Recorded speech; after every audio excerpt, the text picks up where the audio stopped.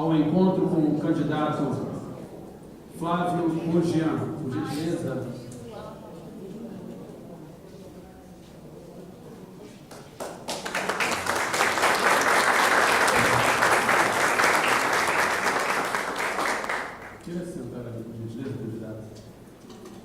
Solicitamos a todos os convidados que, por gentileza, coloquem o aparelho celular no modo silencioso ou desliguem o mesmo. Boa noite, senhoras e senhores. O encontro com os candidatos é uma realização do Sindicomércio CDL Rio das Ostras Convention e Núcleo Gourmet e Aforo, e tem o objetivo de trazer ao empresariado local maior interação quanto às propostas dos candidatos ao pleito municipal de 2 de outubro. Nesse evento serão abordados temas relacionados ao comércio varejista de bens, serviços e turismo, e todas as perguntas foram elaboradas com o apoio das instituições e seus associados, visando melhorias para a categoria e busca de maior nível de desenvolvimento econômico e turístico para Rio das Ostras. Gostaríamos de agradecer aos nossos parceiros Guia Riostrense e Portal de Notícias Cidade 24 Horas, que estão transmitindo ao vivo nosso evento. Agradecer também ao Hotel Vilarejo pela cessão do espaço. Agradecer a Cerimonial Fox Produção de Eventos, a Mr. Som, que está fornecendo a parte de sonorização do evento. Agradecemos a todos pelo apoio dispensado aos empresários do comércio e turismo de nossa cidade. Antes de darmos início ao evento, gostaria de fazer algumas ponderações. Todas as indagações serão realizadas pelo cerimonialista, não sendo permitido indagações da plateia no decorrer do evento. O candidato não está obrigado a responder todas as indagações, sendo-lhe permitido requerer ao mestre de cerimônias que lhe seja realizada a pergunta seguinte. Não será permitido ao candidato qualquer manifestação ou ataque pessoal a outro candidato, devendo o mesmo se manifestar apenas quanto à sua plataforma de governo. Caso tal fato ocorra, será cortado o som do microfone destinado ao candidato. Não será permitido que um candidato concorrente participe do encontro de outro candidato. Não será permitido qualquer tipo de manifestação político-partidária no interior do evento, tais como banner, bandeiras, panfletos e músicas. Serão distribuídos formulários para elaboração de perguntas ao candidato. Havendo tempo hábil, serão respondidas presencialmente. Caso contrário, as mesmas serão entregues à coordenação de campanha do candidato para que sejam respondidas posteriormente por e-mail.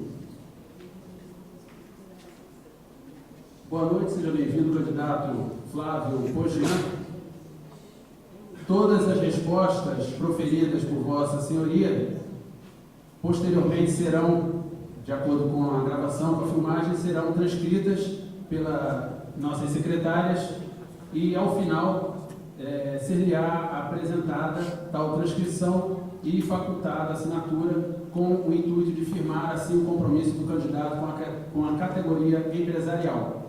Poderá o candidato socorrer-se à mesa das entidades, caso reste alguma dúvida quanto à indagação proferida. Será concedido o tempo total de 90 minutos para nosso evento e de 5 minutos para cada resposta. Quando faltar 1 minuto para completar esses 5 minutos, eu vou interromper e anunciar que falta 1 minuto, ok? Será concedido ainda o tempo de 15 minutos ao final das respostas para a explanação livre sobre o seu plano de governo.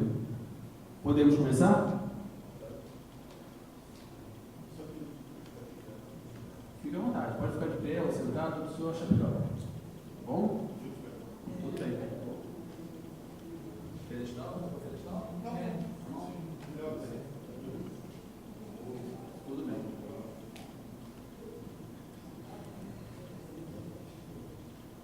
Candidato Flávio Ogian. Tendo em vista o momento delicado que se estabeleceu no país, e principalmente em Rio das Ostras, que sempre esteve diretamente ligado ao petróleo em virtude de Macaé, e a falta de investimentos no setor turístico, o que poderia amenizar o impacto da crise estabelecida.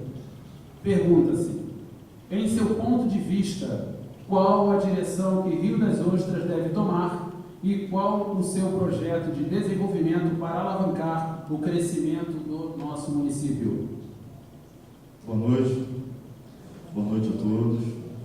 Antes de eu entrar propriamente na resposta, eu quero agradecer a oportunidade por estar aqui, parabenizar as instituições presentes por esse movimento. A gente sabe que no Brasil de hoje, o quesito transparência, o quesito atenção, o quesito oportunidade, o quesito busca de informações se torna cada vez mais preciso, cada vez mais necessário.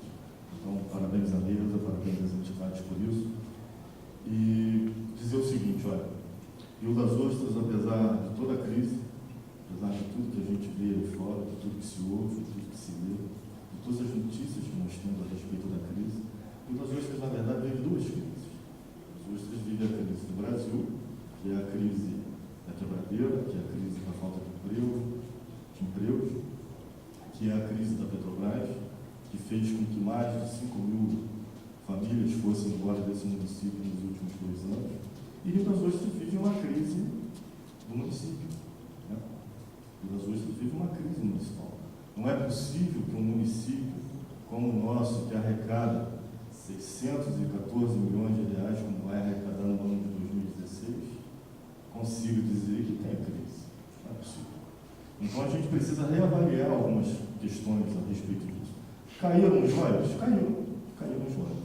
Mas outras receitas foram alavancadas. ISS, PTU, TBI, não é? E vou dizer mais para vocês. Se ao longo desses 24 anos de existência do município de Rio das Ostras, há pelo menos 16, nós somos um município muito rico, desde 1996, é isso? Não, 92, 96, 98. Desde 98 nós somos um município muito rico. Se desde então a gente tivesse feito a lição de casa, tivesse cuidado do cadastro imobiliário como a gente deveria ter cuidado, se a gente tivesse criado oportunidade para que novas empresas chegassem nesse município, se instalassem com mais facilidade, talvez a gente tivesse uma arrecadação muito maior do que a gente tem. Talvez as oportunidades seriam outras. Talvez o cenário econômico do município seria outro, não é verdade? Então, a gente precisa investir naquilo que, na minha opinião, sempre foi a grande vocação desse município, que é o turismo. O turismo sempre foi, ainda continua e ainda vai ser. Mas o turismo só de farofa e areia também já não cabe mais. Eu sempre defendi um turismo voltado para alguns segmentos. A gente vê cidades do Rio de Janeiro muito impulsionadas em relação ao turismo da terceira idade, o turismo de negócios, o turismo esportivo, que hoje está mais em alta do que nunca esteve, devido às Olimpíadas que aconteceram agora no estado, na cidade do Rio de Janeiro, não é verdade? Então, se a gente investir nessas coisas, certamente a gente vai voltar a ter um panorama diferente daqui a algum tempo. Mas no meu entendimento também, é preciso que a gente entenda que turismo pelo turismo só não adianta. Porque a pessoa, quando sai da sua cidade e vem visitar Rio das Ostras, no mínimo ela quer se sentir segura quando for fazer uma caminhada ali na praia do centro. No mínimo, depois de um dia de muito sol, ela, ao se passar mal em casa, à noite, na pousada, onde quer que seja, de insolação, ela quer ser atendida no pronto-socorro. Não dá mais para a gente esperar 4, 5, 6, às vezes até a noite inteira, para receber atendimento no pronto-socorro. Tá certo? Da mesma forma que a gente precisa cuidar do trânsito. Quem mora aqui em cidade praiana sabe que em horário de pico, para chegar ao âncora, a gente leva quase 1 hora. Candidato, com licença. Então, são essas coisas que a gente pensa. Não basta apenas a gente chamar as pessoas para virem para Rio das Ostras. A gente tem que oferecer também um pouco mais diante de tudo que a gente tem oferecido.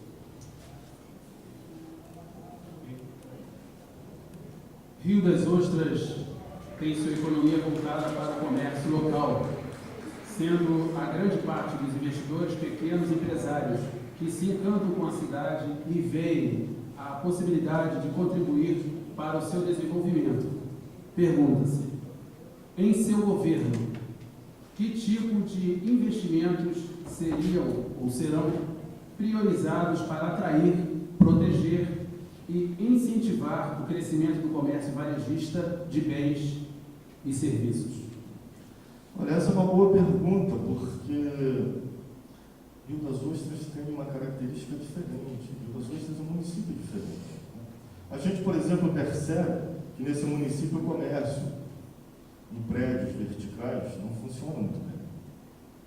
O comércio aqui funciona muito bem em prédios horizontais, à margem da rodovia Marão Peixoto, tá certo? É a grande vitrine do nosso comércio. Muito já se fez em favor do comerciante.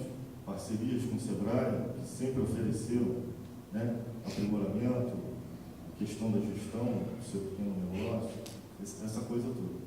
Mas é preciso que a gente vá um pouquinho mais além disso. Rio das Ostras, o comerciante de Rio das Ostras, assim, de maneira geral, é um comerciante que vem atraído de fora. De repente ele chega aqui num dado momento, enxerga aqui um grande potencial, e aí ele quer se instalar aqui. Ele se instala aqui, traz uma filial do seu comércio aqui. Mas a matriz está em outro lugar. Então a gente precisa entender essas características para a gente promover o aprimoramento do comércio varejista. A gente precisa, primeiro, a grande reclamação do comércio nessa cidade é atendimento. Isso é unânime. Se alguém disser que não está mentindo, é unânime. Atendimento ao cliente é o grande problema do nosso comércio. A gente precisa trabalhar isso. Mas é preciso entender também o seguinte, olha, não é o poder público que tem que prover isso o tempo todo para o comerciante. O poder público ele tem que ser parceiro do comerciante, não pai e mãe. Não é? Então, ao promover essa parceria, ao estimular isso, a gente com certeza vai promover o melhor atendimento. Promover o melhor atendimento, a gente melhora o fluxo dos negócios. Mas existem outras coisas que a gente precisa trabalhar também. A questão do estacionamento nessa cidade, hoje é muito complicado. Não é? Informações do Instituto de Segurança Pública informam para a gente, passam para a gente, que só no ano passado foram mais de 120 casos de assalto em estabelecimentos nesse município. Isso é um fator que a gente precisa trabalhar, novamente, o quesito de segurança, envolvendo o desenvolvimento da nossa cidade. Então, essas coisas a gente precisa trabalhar e, sobretudo, a gente precisa ouvir quem está lá. A gente precisa ouvir mais o empresariado. A gente tem que parar de achar que a gente tem a fórmula mágica para o empresário se dar bem, o empresário ganhar dinheiro. Não é o prefeito quem tem que dizer isso, não é o poder público quem tem que dizer isso. Quem tem que dizer é o pequeno comerciante. O poder público tem que prover meios dentro daquilo que é a sua capacidade de atuação para que o comerciante prospere, para que o comerciante gere empregos. Tá certo? Pesquisas do Sebrae apontam que 7 de cada 10 empregos são gerados pelos micro e pequenos empresários.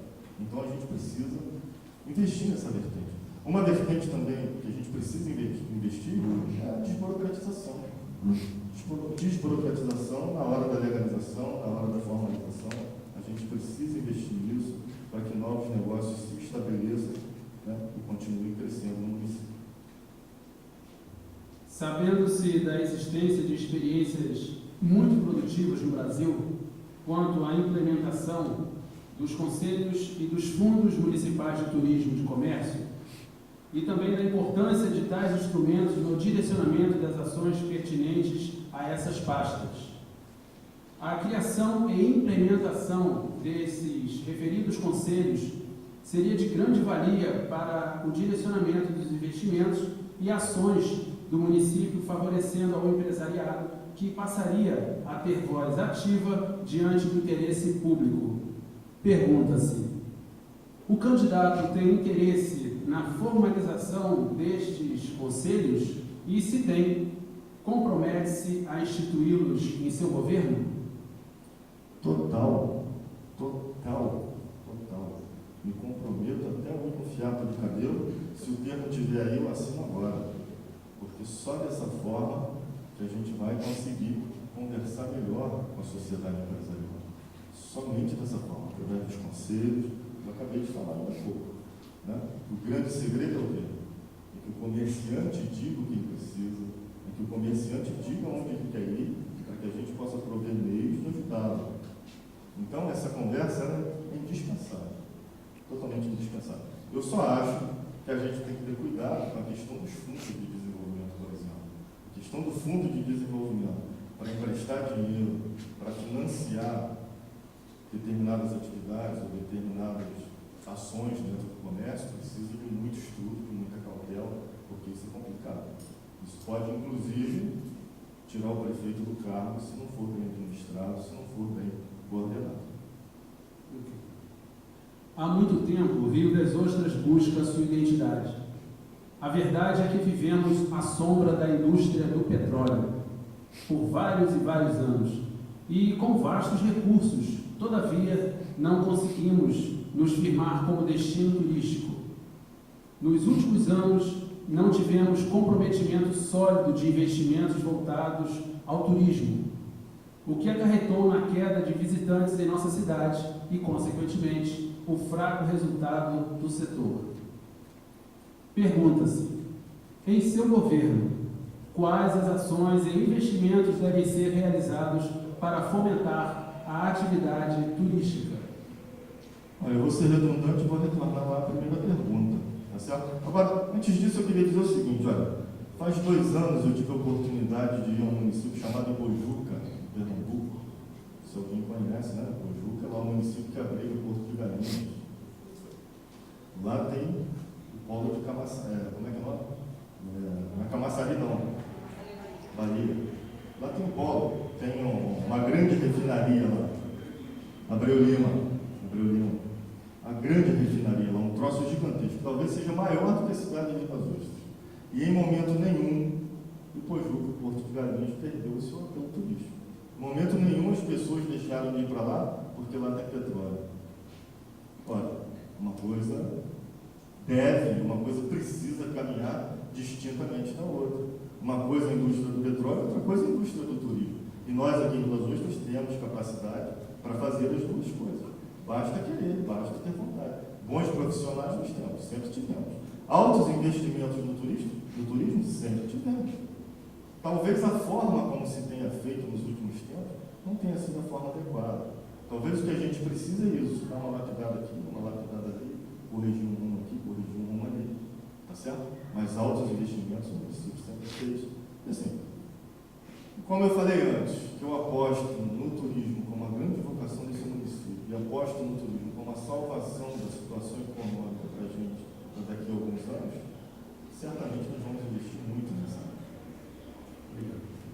Uma das maiores dificuldades dos empresários diante dos órgãos fiscalizadores do município sempre foi a falta de critério e uniformidade dos métodos de fiscalização nas exigências legais para implementação e funcionamento das empresas, sabendo-se que em outros municípios foram criados meios de suporte para a orientação dos empresários, tais como cartilhas e até mesmo uma ouvidoria. Pergunta-se, em seu governo, candidato, quais seriam ou quais serão as ações adotadas pelo município para reduzir tais desigualdades e que pudessem dar maior amparo ao empresário, garantindo a uniformidade das exigências fiscalizadoras? Essa pergunta, para mim, é uma pergunta muito especial.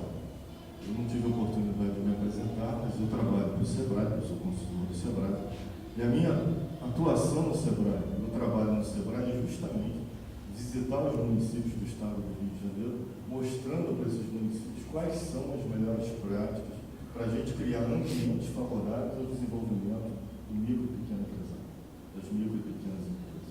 Então, vejam bem, isso daí a gente precisa partir de um básico, né? E o básico ele vai ser sempre focado na desburocratização.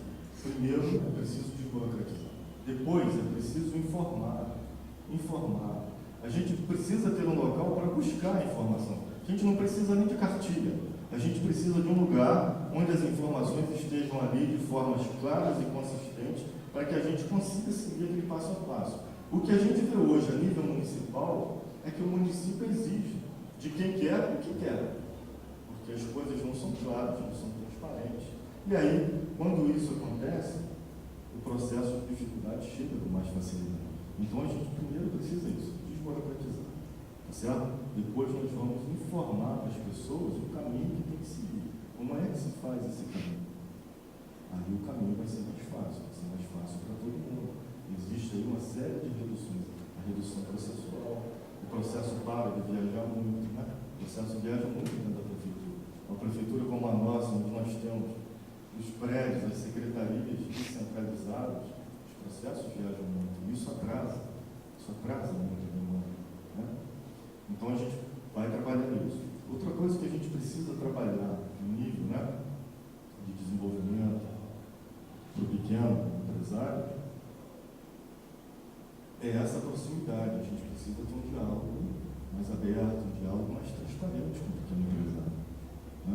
Eu lembro de uma oportunidade em 2010, eu lembro que em 2006, o Carlos de la Rocque assumiu a presidência da Junta Comercial do Estado do Rio de Janeiro. A Junta Comercial é um grande cartório onde a gente faz, né, a legalização, a abertura das empresas, a gente faz o registro dos contratos das empresas. E aí o Carlos de la Rocque, contador como eu, me chama e diz assim: a gente tem, eu estou assumindo a Junta Comercial, a gente tem a proposta de levar para o interior delegacias para que as pessoas não precisem mais vir à Avenida Rio Branco, número 10, para dar entrada nos seus processos. E lá na sua região a gente queria abrir uma delegacia. Onde é que você me indica? Qual é o polo empresarial lá, onde a gente poderia fazer uma delegacia da Junta Comercial? Eu indiquei naquela oportunidade, Macaé, porque Macaé sempre foi um polo, né, empresarial maior que o nosso, maior que Campo Frio, né, da nossa proximidade aqui. Então nós levamos até o então prefeito, o Riverton, e o Riverton quis, gostou, adorou, mas não fez.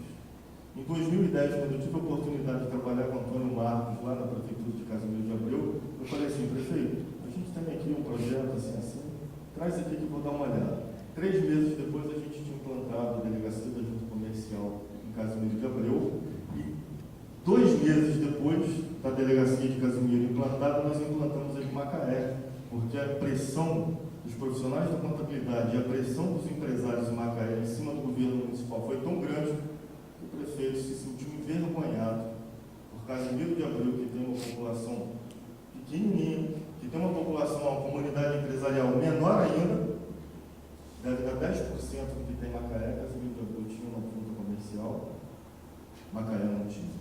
Hoje a gente vive um passo seguinte da junta comercial, que é um negócio chamado regime. Um belíssimo sistema gratuito, uma porta de entrada. Uma porta de entrada dos pequenos empresários, que o município de Rio das Ostras ainda não explora como deveria explorar. Ou melhor, nem sabe dessa existência, nem sabe o que é isso, né? Então fica aqui o nosso compromisso, que nós também vamos implantar o regime nesse município. Uma cidade, para ter um turismo de qualidade, tem que oferecer, no mínimo, atrativos e segurança. Ponderamos que atrativos são investimentos municipais e segurança é dever estadual. Assim sendo, nosso corredor turístico, principalmente o noturno, estende-se da Avenida Amazonas, da Feirinha, até a Praça São Pedro, incluindo a Rua Rego Barros, e, todavia, justamente neste local encontra-se grande quantidade de venda e usuário de drogas. Iluminação pública está deficitária, pouca limpeza, pouco policiamento e sem qualquer apoio da Guarda Municipal, mesmo havendo uma praça, que é um patrimônio público, incluída nesse corredor. Pergunta-se: quais investimentos serão realizados para revitalizar, atrair e dar maior segurança aos turistas e também aos transeuntes e ao comércio nos locais de maior visitação da cidade? Vamos lá. A gente tem dito por onde tem passado que é preciso a gente promover a iluminação total das ruas da cidade. A gente precisa investir nisso. Vamos iluminar todas as ruas dessa cidade. Vamos trabalhar para que todos os terrenos sem habitações, cheios de matos, cheios de lixo, não fiquem mais assim, que a gente limpe esses terrenos, que a gente, de alguma forma, traga os seus proprietários para perto da gente, para que eles ajudem a promover essa limpeza. A gente precisa trazer a guarda municipal de volta para as ruas, dos corpos municipais, com maior intensidade. Alguém vai me dizer, guarda municipal não é para combater bandido, mas eu também não estou dizendo que é para isso. Estou dizendo que a presença da guarda municipal nas ruas dessa cidade inibe muitas ações. Então, ela se faz indispensável estar presente. E a gente precisa trazer de volta um convênio que a gente já teve com a Polícia Militar do Estado do Rio de Janeiro, onde a gente pode aumentar o efetivo policial, onde a gente pode aumentar o número de viaturas. Para isso, é preciso que a gente gaste algum dinheiro. Eu lembro que eu participei de uma reunião com o governador Pezão, há um tempo atrás, uns 2, 3 anos atrás, e ele dizia que para a gente dobrar o efetivo policial nesse município, a gente precisava investir algo em torno de R$800 mil por mês, ou R$10 milhões por ano. Ora, é um município, como eu falei para vocês, que arrecada R$614 milhões, 50 e tantos milhões de reais por mês. Eu não vejo problema nenhum em sacar R$1 milhão, sacar R$800 mil, R$900 mil para investir na segurança, uma vez que é a reivindicação da minha população. Então eu não vejo problema nenhum. É dessa forma que a gente vai trabalhar para minimizar esse problema de segurança. Claro que outras ações precisam ser tomadas. A gente precisa, por exemplo, a questão da educação. Se a gente seguir o exemplo de Pernambuco, que foi manchete essa semana na televisão, no Jornal Nacional, em que saiu do 25º lugar no ranking da educação e subiu para primeiro, promovendo o ensino com horário integral nas suas escolas, isso de fato, não resta dúvida para a gente, de que isso vai tirar essa garotada da rua, de que isso vai contribuir fortemente para a diminuição do grande problema de insegurança nesse município, que é o tráfico de drogas. E isso que tem acabado com a gente. Se a gente não combater isso, esse negócio vai acabar combatendo o nosso município do jeito que está combatendo. É notório que o poder público aumenta a arrecadação com a instalação de empresas nos municípios, assim como o Estado e também a União. Vários municípios têm procurado acelerar a legalização destas empresas, com a centralização dos órgãos e instituições em um mesmo espaço, como, por exemplo, a Casa do Empreendedor, que concentra a Junta Comercial, secretarias municipais, dentre outros. Pergunta-se: existe em seu plano de governo o compromisso de concentrar as secretarias e órgãos públicos em um único espaço para que o empresário tenha maior celeridade na legalização, concessão, renovação e emissão de alvará de funcionamento em nosso município? E quando se dará? Olha, total. Se o termo estiver pronto, eu assino de novo agora.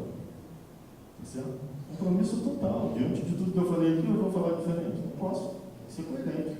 Compromisso total. A partir do primeiro dia de governo, a gente começa a trabalhar essa questão. E mais, a gente não vai trabalhar só isso, não. A gente vai trabalhar a abertura da caixa preta, que é a Secretaria de Fazenda. Os números que a gente procura e que a gente não enxerga, nós vamos colocar na internet para quem quiser ver. Não tem esse negócio de ficar escondendo a arrecadação, não tem esse negócio de ficar escondendo balancete, não tem esse negócio de ficar escondendo as contas públicas. Nós vamos colocar isso no portal da transparência para quem quiser ver. Como forma de aumento da arrecadação e diante da crise instalada em nosso país, criam-se novos impostos e taxas às micro e pequenas empresas, bem como aumentam as já existentes, sem observar a capacidade contributiva destas. Aqui em nosso município não é diferente, pois as taxas como alvará, iluminação pública, taxa de fiscalização, dentre outras, são reajustadas em dissonância com a realidade empresarial. Sabendo-se que cada tributo tem legislação que disciplina a sua cobrança e uma base de dados de referência, das quais o gestor municipal pode criar ou retirar os subsídios para instituir a sua política de arrecadação. Pergunta-se: quais as ações que o candidato realizará para rever a cobrança de taxas, impostos e contribuições como forma de incentivo e desoneração para as empresas instaladas em Rio das Ostras? Essa é uma boa pergunta. Eu vou começar respondendo essa pergunta dizendo o seguinte. No ano de 2010, os escritórios de contabilidade fizeram um grande movimento no Brasil para entrarem para o Simples Nacional, participarem do Simples Nacional, da categoria de microempresa e empresa de pequeno porte, na tabela 3, porque a gente participava em 2010 da tabela 4. A gente já era do Simples Nacional, mas participava da tabela 4. O que isso quer dizer? Que aqueles encargos sobre a folha de pagamento de 20% que todo empregador paga sobre a sua folha de pagamento, a gente também pagava, mesmo estando no Simples. Era bom, desobrigava a gente de uma série de declarações, de uma série de justificativos para a Receita Federal, com o município, com o Estado, mas a gente queria um pouquinho mais.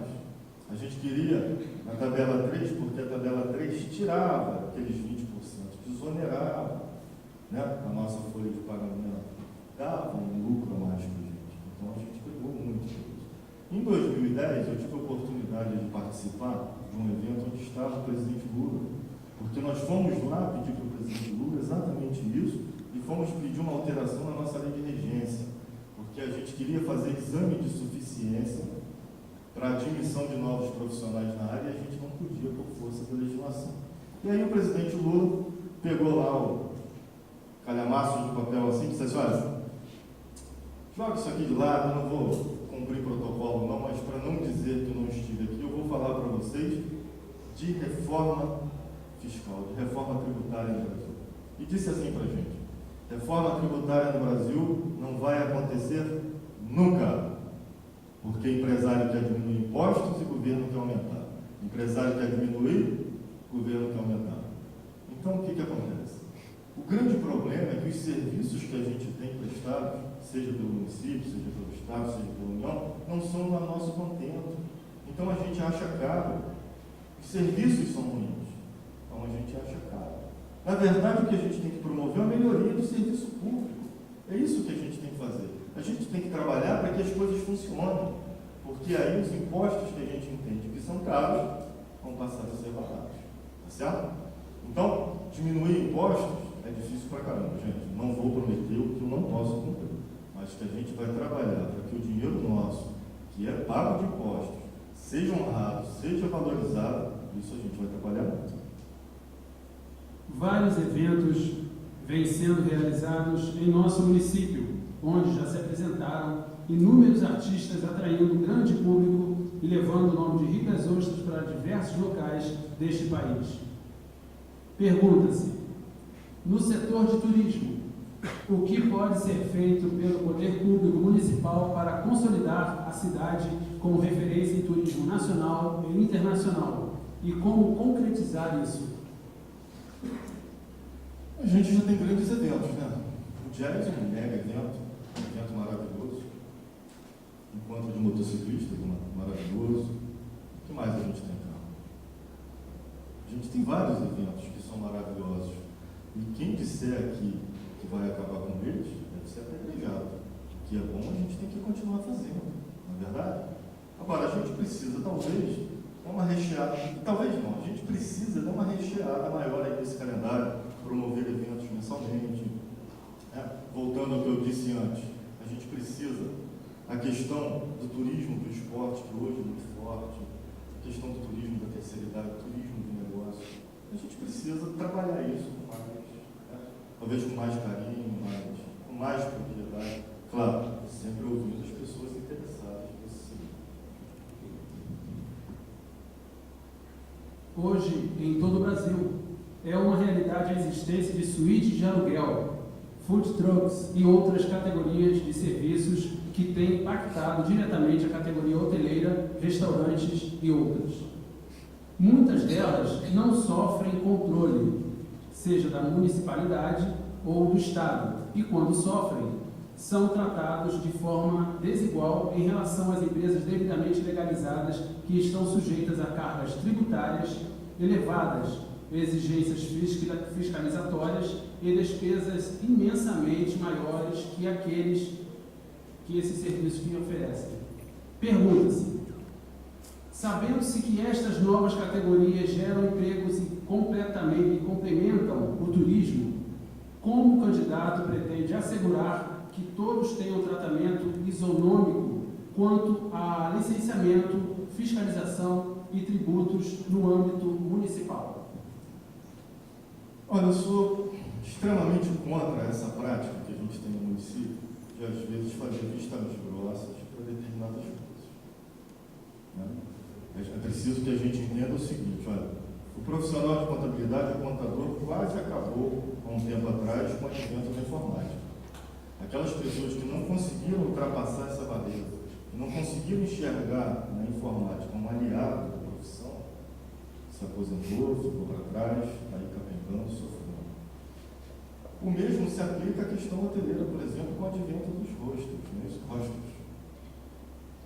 A gente sabe que isso é um dificultador para a empresa formal, para os grandes hotéis, a gente sabe, tá certo? Mas a gente sabe também que cada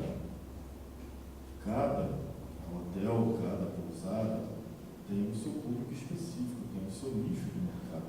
A gente precisa trabalhar nisso. A questão da fiscalização, eu sou amplamente a favor. Tem que ter, a gente tem que fiscalizar. Tem que fiscalizar primeiro, para não virar bagunça. Segundo, porque é importante para a nossa arrecadação. Tá certo? Terceiro, porque uma cidade fiscalizada não vai acontecer o que a gente tem visto. Não é só na questão da hotelaria, não é só na questão empresarial, não. Se a gente olhar nos bairros dessa cidade, a gente vai ver o quanto esses bairros cresceram, o quanto esses bairros tiveram de invasão e que a gente não consegue controlar, porque lá atrás, quando se devia ter adotado uma postura mais firme, mais rígida, não foi feito. Então, tenho certeza de que a gente vai fiscalizar com intensidade, não somente isso, como todas as outras coisas que merecem ser fiscalizadas pelo município. Dois dos objetivos das zonas especiais de negócios, assim como dos polos industriais, é o aumento da arrecadação e a geração de emprego e renda, fomentando assim a economia do município. Todavia, a grande maioria dos empregados da ZEM de Rio das Ostras não reside em nossa cidade, mesmo havendo grande quantitativo de profissionais capacitados e formados para tal. Da mesma forma, a arrecadação oriunda da ZEM encontra-se bem aquém do esperado, seja por sonegação, seja em virtude da não realização da expansão pretendida. Pergunta-se: que medidas o candidato tomará para incentivar as vagas de trabalho para os moradores de Rio das Ostras e como poderá incrementar a arrecadação das empresas instaladas na ZEM? A gente não pode impor que as empresas contratem quem a gente quer que seja contratado.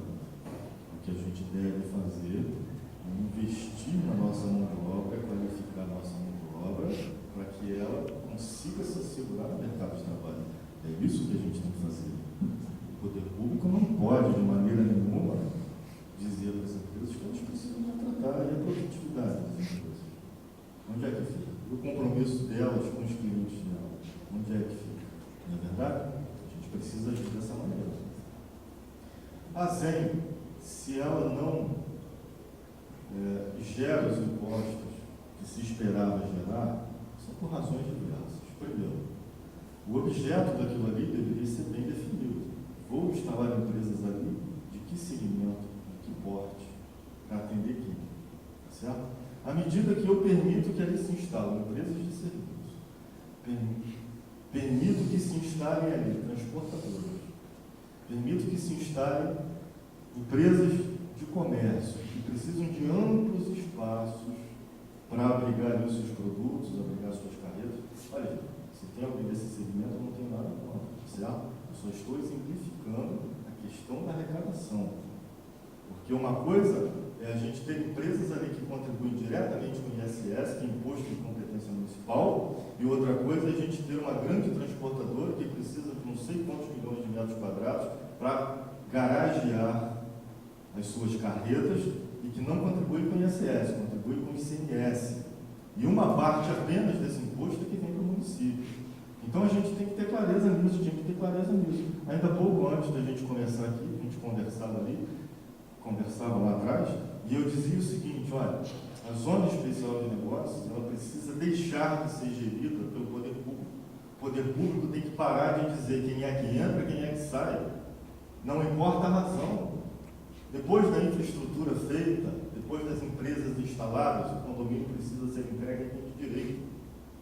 E aí vocês, que são empresários, é que definem se eu quero ficar, se eu não quero, quanto é que custa para eu vender, quanto é que custa para eu comprar. O município não tem que se meter nisso. O município tem que fiscalizar a arrecadação, tá certo? Tem que fiscalizar a arrecadação, tem que capacitar a mão de obra, tem que qualificar a mão de obra para que possa ser contratada pela ZEM, tá certo? O município tem que fazer o seu papel. Esse papel de gestor daquele grande condomínio lá, isso está fora. Isso com a gente não fala. Em virtude da crise instalada no país, várias pessoas precisaram se socorrer da condição de ambulante para poder complementar a renda de suas famílias, pois o desemprego atinge mais de 12 milhões de brasileiros. Todavia, em nossa cidade, muitos ambulantes devidamente cadastrados no município exercem suas atividades em verdadeira concorrência desigual com os empresários constituídos. Por exemplo, aportam suas barraquinhas vendendo bebidas e churrasquinhos na porta de bares e restaurantes, ou até mesmo parando um carrinho de picolé em frente a uma sorveteria e pagando apenas uma taxa ao município, enquanto o empresário, as empresas devidamente constituídas são execradas por taxas, impostos, fiscalizações e despesas com empregados. Pergunta-se: o candidato poderá realizar um plano de manejo destes ambulantes com o propósito de realocá-los e de forma que não exerçam uma concorrência desleal com os empresários? Certamente. Certamente. Hoje compromisso. É outra coisa que a gente pensa. Olha, a rodovia Manoel Peixoto está feia, tem tanta ambulante de margens na rodovia. Mas a gente sabe que não é só a questão econômica, financeira, não, cara. Tem questão eleitoreira também nesse pedaço. A gente sabe disso, tá certo? Então, a gente precisa tratar disso com carinho. A gente também não pode pegar esse pessoal e simplesmente desabrigar todo mundo, tomar suas barracas, não conceder mais licença, não deixar que eles trabalhem. A gente precisa estudar uma forma de atender esse pessoal e também, sobretudo, atender os nossos comerciantes formais que geram impostos, que contratam, que assinam carteira, não é? Que movimentam a economia dessa cidade. Então, fica aqui também o meu compromisso da gente estudar isso com muito carinho, porque eu também acho feio demais esse monte de ambulante às margens do rodovia, enfeiando a nossa arquitetura, enfeiando a nossa praia. A gente precisa preparar melhor esse pessoal, não é? O pessoal de alimentos, então, é um problema sério. Ali em frente, na minha rua, ali onde eu trabalho, fica um pipoqueiro ali. Quando aquele pipoqueiro sai, fica um monte de óleo espalhado ali pelo chão, ele não se preocupa em limpar aquilo, acha que o poder público tem que limpar, tem que ir ali com detergente, vassoura e limpar aquele negócio, acha que o poder público tem que recolher os restos de comida que ele larga lá. Então a gente precisa trabalhar isso com carinho. A gente precisa dizer a ele assim: cara, você tem direitos, mas você também tem deveres. O crescimento populacional é vertiginoso em nossa cidade. E com ele, o aumento do número de veículos transitando, isso também acarreta a falta de vagas de estacionamento, e também engarrafamentos e dificuldade de carga e descarga, até mesmo dificultando aí a locomoção para os pedestres. Pergunta-se: em seu plano de governo, existe previsão de reordenamento no trânsito de Rio das Ostras, com a criação de pontos de carga e descarga nas ruas próximas à rodovia e horários determinados para tal? E como pretende estabelecer essas mudanças, adequando as necessidades das empresas ao planejamento viário? Olha, eu não sou especialista em trânsito, mas a gente conversando, e a gente precisa conversar com algumas pessoas que entendem, e para a gente responder uma pergunta como essa, por exemplo, a gente tem que se aprofundar no assunto. A gente pensa em fazer do trânsito no centro da cidade em apenas um sentido, ou indo ou vindo, e aí depende do estudo que nós vamos fazer mais daqui para frente. Ou indo ou vindo. E a partir daí, então, a gente realocar as vagas de estacionamento,